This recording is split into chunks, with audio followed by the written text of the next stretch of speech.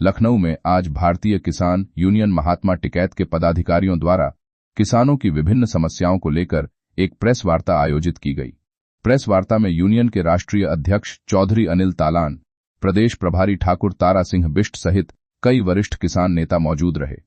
Press वार्ता के दौरान नेताओं ने कहा कि उत्तर प्रदेश में बुआई के समय किसानों को डीएपी और यूरिया खाद समय पर उपलब्ध नहीं हो पा रही है, जिससे खेती प्रभावित हो रही है। उन्होंने आरोप लगाया कि किसानों के खाते एनपीए होने के बावजूद बैंक उन्हें कृषि ऋण नहीं दे रहे हैं। किसान यूनियन ने मांग की कि किसानों को बैंक लोन उपलब्ध कराया जाए और कृषि ऋण को किसानों की सिविल में न जोड़ा जाए। इसके साथ ही किसानों ने भूमि अधिग्रहण 2013 कानून में संशोधन को अति आवश्यक बताते हुए सरकार से इस पर तत्काल कार्रवाई की मांग की। किसान यूनियन ने बताया कि इन्हीं मुद्दों सहित कुल 13 सूत्रीय मांगों को लेकर यह प्रेस वार्ता की गई है। वहीं राष्ट्रीय अध्यक्ष चौधरी अनिल तालान ने सरकार को चेतावनी देते हुए कहा कि यदि सरकार उनकी मांगों पर ध्यान नहीं देती है तो 19 मार्च को दिल्ली के रामलीला ग्राउंड में विशाल किसान पंचायत का आयोजन किया जाएगा। आप थोड़ा लखनऊ में भारतीय किसान यूनियन टिकैत के द्वारा यहाँ पर काउंसिल का आयोजन किया गया, इसका क्या माना? देखिए, एक कन्याकुमारी से लेकर कश्मीर तक भारतीय किसान यूनियन महात्मा टिकैत और उसके साथ बहुत सारे संगठन संयुक्त मोर्चा गैर राजनीतिक, जिसके संयोजक जगजीत सिंह डल्लेवाल जी हैं, उनके नेतृत्व में लगभग हिंदुस्तान के 50 संगठन कन्याकुमारी से लेकर कश्मीर तक यात्रा कर रहे हैं। और वो यात्रा इसलिए करनी आवश्यक हुई कि सरकारों ने कभी किसान की जो समस्याएं थी उन पर चर्चा करी और उन्हीं के माध्यम से सरकारों की अदला बदली हुई, लेकिन सत्ता परिवर्तन हुआ और किसान की समस्याओं का समाधान नहीं हुआ। उसमें मुख्य समस्या जिसको सरकार भी मानती थी, किसान के एमएसपी पर गारंटी कानून का बनना, कर्जा माफी होना,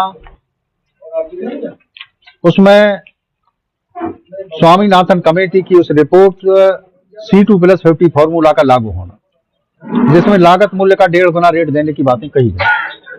ये सभी सरकार ने माना और सरकार ने लिखित आश्वासन भी दिया। 2021 में गाजीपुर पर जब एक बड़ा आंदोलन हुआ तो ये लिखित आश्वासन भी दिया गया, परंतु लिखित आश्वासन के बाद भी सरकार फिर से 2024 में उनकी सरकार बनी, लेकिन उसके बावजूद भी उसका समाधान नहीं हुआ। बल्कि उसी सरकार ने यह भी किया कि जहां पर खनौरी बॉर्डर पर एक बड़ा आंदोलन चल रहा था, उस आंदोलन को एक षड्यंत्र के तहत कुचला गया। आज ऐसा लगता है कि हिंदू स्वतंत्र भारत में हम फिर से अंग्रेजी हुकूमत के दरमियान जिस तरह की व्यवस्थाएं होती थी, उन व्यवस्थाओं में हम जिंदगी जी रहे हैं। एक दुर्भाग्य की बात है कि किसान अगर आंदोलन प्रदर्शन करता है तो उस पर मुकदमे लाद दिए जाते हैं, उनको जेल भेजा जाता है। इन्हीं सब बातों को लेकर यहाँ पर ये प्रेस क्लब में ये एक आयोजन किया गया और इसी के साथ उत्तर प्रदेश की सरकार के साथ भी जो बहुत सारी ऐसी समस्याएं हैं कि जिनको उन्हें समाधान करना चाहिए। कौन कौन सी किसानों की मांगे हैं जी? कौन कौन सी मुख्यतः मांगे हैं? हमने अभी आपको बताई है कि एक स्वामीनाथन कमेटी की रिपोर्ट C2+50 को लागू करना, किसानों का संपूर्ण रूप से कर्जा माफ करना, और उसके साथ साथ किसानों का एमएसपी पर गारंटी कानून को लागू करना। यदि सरकार आज प्रेस कॉन्फ्रेंस कर रहे हैं, आप किसानों के साथ किस तरह से क्या करेंगे? यदि मांगे नहीं अभी मानी जा रही है, आगे किस तरह का असर? देखिए, हम जब लड़ाई लड़ते हैं, हम इस महात्मा गांधी की संतान हैं, इस अहिंसावादी देश में रहते हैं और एक बड़ा इतिहास भारतीय किसान यूनियन महात्मा टिकैत का ही नहीं, सभी किसान संगठनों का एक बड़ा इतिहास है। महात्मा टिकैत का एक बड़ा इतिहास है कि उन्होंने एक बड़े बड़े आंदोलन एक लंबे समय तक किए, लेकिन उनका इतिहास रहा है कि वो पूर्ण रूप से अहिंसात्मक रहे। आज भी हम अहिंसात्मक रूप से वो लड़ाई लड़ रहे हैं। 2 बार हमको कुचला गया है, लेकिन तब भी हम अहिंसात्मक बने हुए हैं। लेकिन अब हमें स्वयं पता नहीं है कि ये किस तरह से ये लड़ाई कौन सी तरफ जाएगी।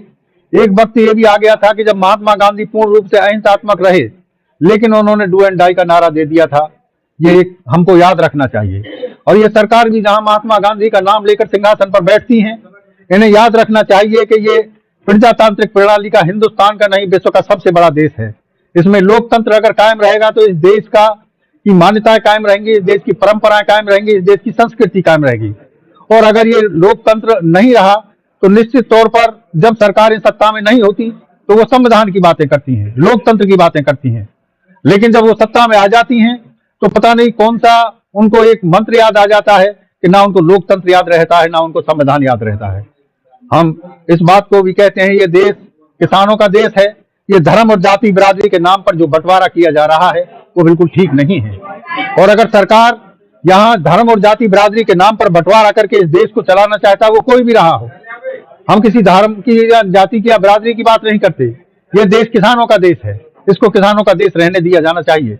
29 दिन हो गए और वो खाद को लेकर जो धान के क्रय कर रहे हैं, आप किसानों के साथ किस तरह से कंधे से कंधा मिला के करते हैं? हमारा आप लोगों को मालूम है हम किस तरह से किसानों के लिए संघर्ष करते हैं और किसी का कोई ऐसा किसी के लालच या उसमें नहीं आते हैं। और हमने अभी कई हजारों एकड़ जमीन जो सरकार के लोग दबाए थे और उसके लिए मैंने काफी संघर्ष करके उन सरकारों को जमीन का कब्जा दिलवाया। सहारा इंडिया ने जो है 500 एकड़ जमीन सरकार की वो की थी, उसको खाली करवाने के मैं 2007 से लगा हुआ था। ऐसी कितनी और सरकारी जमीनों का ये रोहिंग्या और बांग्लादेशी पाकिस्तानी जो है यहाँ पर जो कब्जा किए, वन विभाग की सिंचाई विभागों की जमीनों को जो कब्जा किए हैं।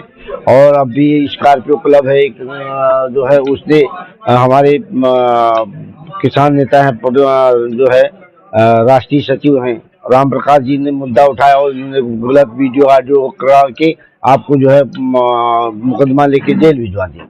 तो इस तरह की सारी चीजें हैं। तो हम लोग चाहते हैं कि सरकार और सरकार के जो नीचे अधिकारी, जिला अधिकारी से लेके जो तहसील लेखपाल से लेके जिला अधिकारी तक, इनकी जब तक जवाबदेही तय नहीं, इनके नहीं कहा जाए ये कानों में जो नहीं रख रही है।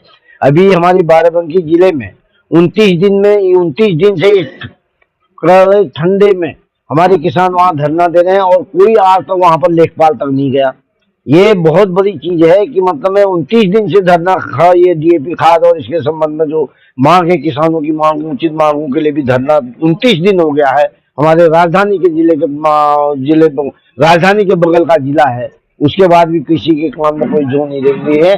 कल हम लोग वहां पर राष्ट्रीय अध्यक्ष जी और हमारी पूरी टीम जाएगी वहां पर। अभी तक क्यों नहीं समाधान किया गया, क्या है, इस बार डीएम से वार्ता करेंगे। अगर वहां पर ये लोग हमारी मांगों का हो जाएंगे तो वहां भी हम लोगों का जो है जिलाधिकारी के कार्यालय पे जो है धरना प्रदर्शन होगा। और किसानों की मांगों को लेके हम लोग 24/7 हमेशा उपलब्ध रहेंगे। और हमें किसी का कोई वो नहीं है, किसी का कोई लालच नहीं है। हम लोग यहाँ आए हैं तो किसी के लिए कुछ कर गुजरे, देशभक्ति के लिए और देश के लोगों के लिए, यही हमारा वो है।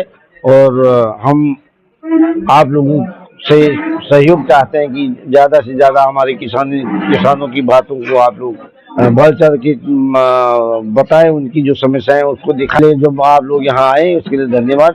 और इसी के साथ जय हिंद, जय जवान, जय